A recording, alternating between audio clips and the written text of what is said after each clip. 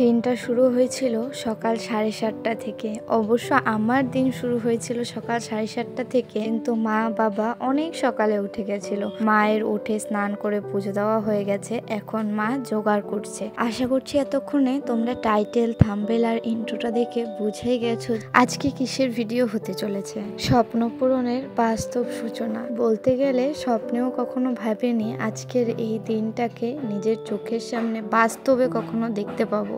Life is so unpredictable, এই কথাটা যেন আজকে বারবার করে মনে হচ্ছিল সেই সকাল থেকে। আগের দিন সেরকম একটা ঘুম হয়নি, কারণ আগের দিন আমরা গেছিলাম প্যান্ডেল হপিংয়ে, এসেছি 3:45টার সময়। তারপরে ওই 1 ঘন্টা ঘুমিয়ে মা বাবা উঠে গেছে, আর তারপরে আমিও উঠে গেছি ওই 7:30 নাগাদ। সেই গাছ কাটার দিনের থেকে শুরু করে তোমাদের সাথে আজও শেয়ার করা হয়নি আমাদের এই জায়গাটায় কি হবে। হ্যাঁ, এখানে আমাদের স্বপ্নের বাড়ি তৈরি হবে, যার অফিসিয়ালি শুভ সূচনা হয়তো আজকে, কিন্তু কাজ অনেক দিন আগে থেকে শুরু হয়ে গেছে। প্রায় 4-5 দিন আগে থেকে এরকম বড় বড় প্রায় 4টে গর্ত অলরেডি তৈরি হয়ে গেছে, যেটার মধ্যে দিয়ে একটু একটু করে নিজের স্বপ্নটাকে তৈরি হতে দেখছি চোখের সামনে। তো দেখো, অত সকালবেলায় ওই বাড়ি থেকে ওই বাড়ির বড় কাকু চলে এসেছে, মানে দাদাই আনতে গেছিল, এই জাস্ট বাড়িতে আসলো। এই শুভ দিনের শুভ সূচনাটা এই কাকুর হাত ধরেই হবে। হ্যাঁ, আমাদের এই ঘর তৈরির ভিত পুজোটা কাকুই করবে। আর আজকে হচ্ছে সে ভিত পুজোরই একটা শুভ দিন, যে দিনটার জন্য অনেক দিন থেকে অপেক্ষা করেছিলাম, প্রায় 1 মাস।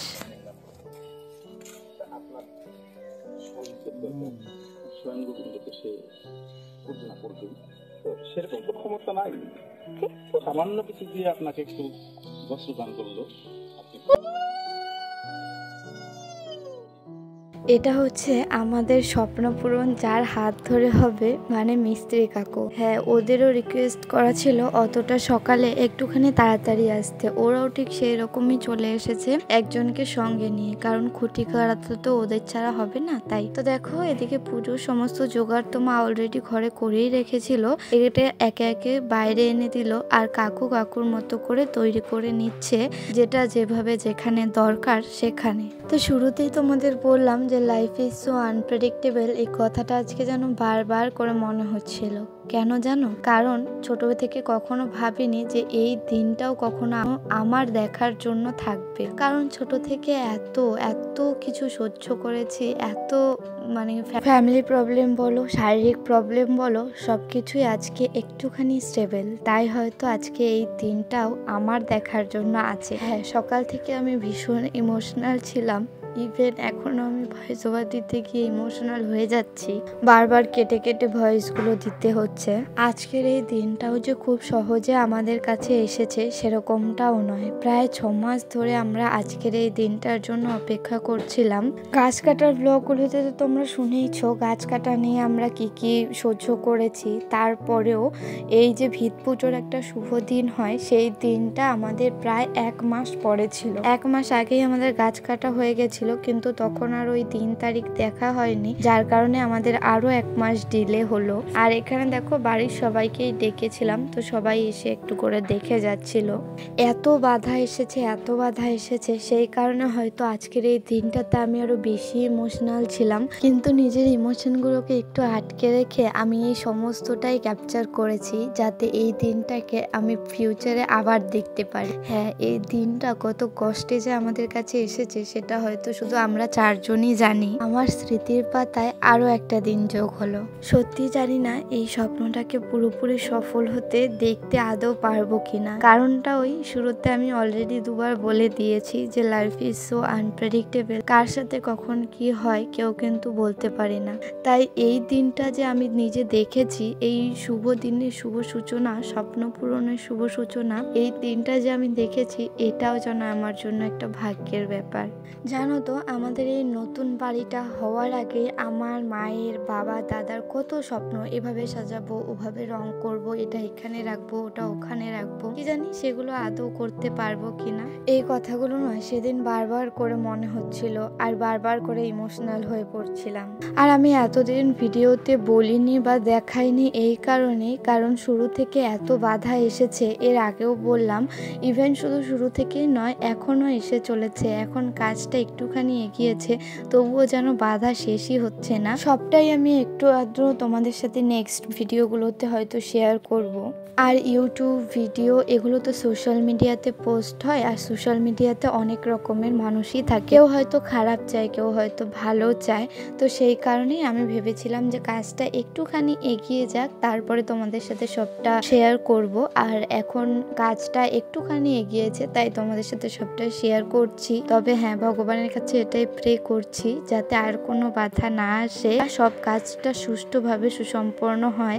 পারলে তোমরাও একটুখানি প্রে করো প্লিজ, যাতে আমি যেন এই স্বপ্নগুলো সত্যি হতে, পূরণ হতে দেখতে পারি। তো যাই হোক, অনেক ইমোশনাল কথা, অনেক মনের কথা এই ভিডিওটাতে তোমাদের সাথে আজকে শেয়ার করলাম।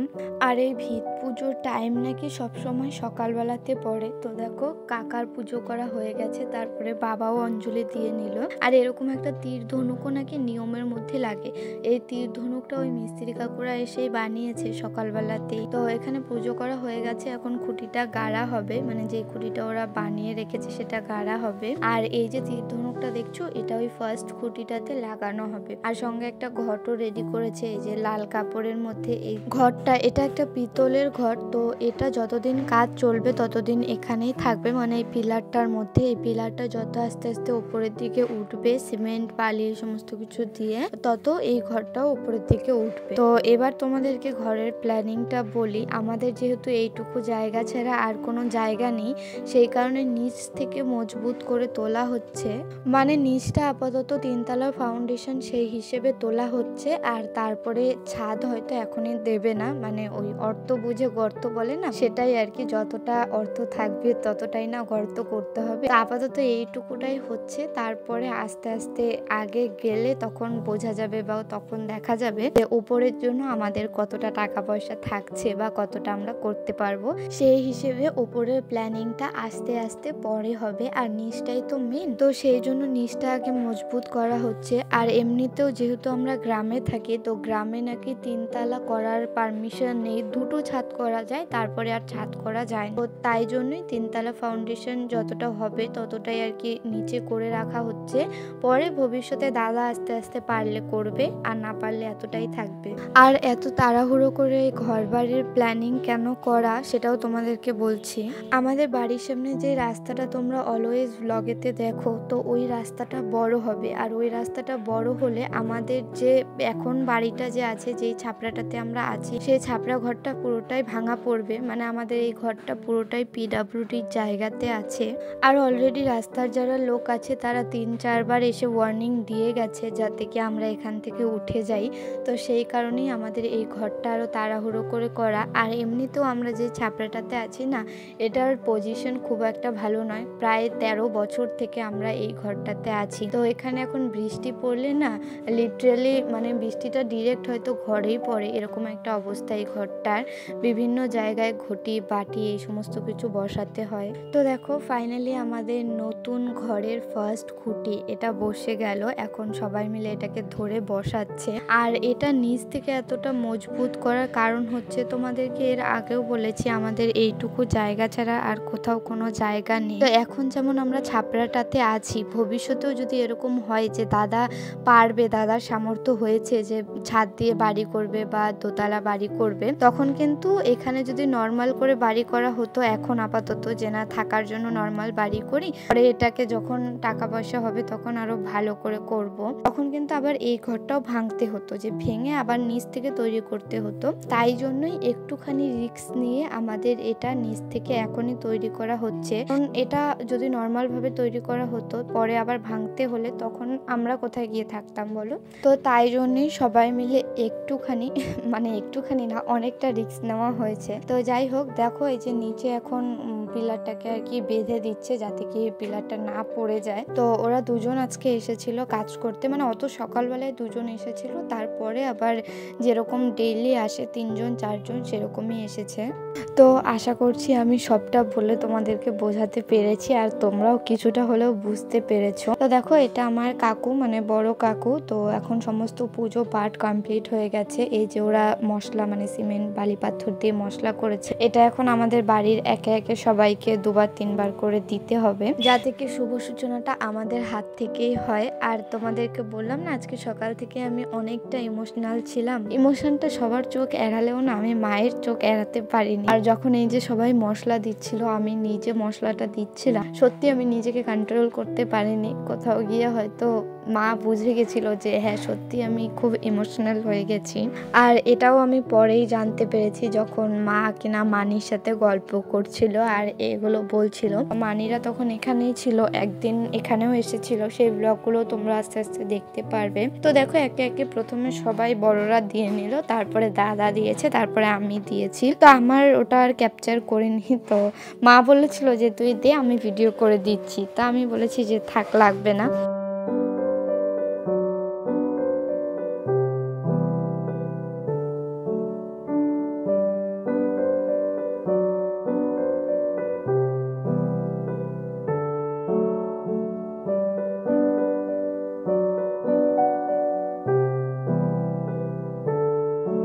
তো এই যে ভিত পুজো বা খুঁটি পুজোর সময় নাকি সোনার উপর টুকরো দিতে হয়, তো ওটাই এখন পুজো হলো আর ওটা বাবা এখন দিয়ে দিল গর্তের নিচে। জানি না কি কারণ কি লজিক, বাট হ্যাঁ পুজোতে লাগে, সবাই দেয়, তাই আমরাও দিয়েছি। আর কাকাও বলেছিল যে এটা লাগবে। তো ফাইনালি আমাদের পুজো কমপ্লিট। এখন এই ঘরটাকেও ওই নিচে দিয়ে দেবে, মানে মাটির নিচে যতটুকু পিলার হবে সেই নিচেতেই থাকবে এই পুজো করা ঘরটা।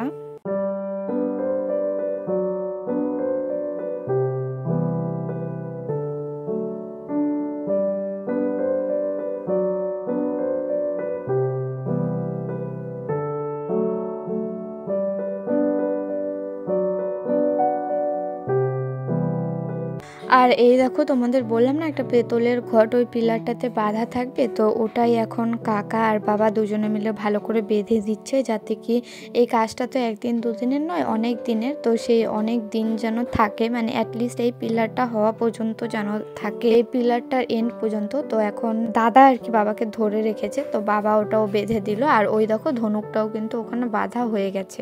আর এই সবটাই তো আমাদের জন্য নতুন, তো কাকা বারবার করে বাবাকে বলে দিচ্ছিল, দেখিয়ে দিচ্ছিল যে এইভাবে করো ওইভাবে করো। আর কাকা কিন্তু খুব সুন্দর করে খুব ভালোভাবে এই পুজোগুলো করে। আমাদের ওই বাড়ির ছোট কাকু ছাদ ঢালাই হয়েছে, যারা তোমরা আগের ব্লগগুলো ফলো করো তারা জানবে। তো তখনও এই কাকুই ছাদ ঢালাইয়ের সময় পুজো করেছিল আর ভিত পুজোর সময়ও পুজো করেছিল। তো পুজো হয়ে গেছে, এখন এই প্রসাদ একটা একটা করে ওই নিচে দিতে হবে। আর এখানে দেখো কাকু সব বড়দেরকে প্রণাম করছে, যেহেতু কাকুই পুজোটা করলো। এখানে প্রণাম করে নিল আর বাবা এদিকে একে একে সমস্ত প্রসাদ, ফল, মিষ্টি, জল যা যা ছিল সমস্ত একে একে ওই নিচে দিয়ে দিল। আজকের ইমোশনাল ডে আর ইমোশনাল ব্লগটাকে এখানেই শেষ করছি। কিরকম লাগলো অবশ্যই কমেন্ট করে জানিও, আর সবাই প্রে করো যাতে সব কাজ ভালোভাবে হয়।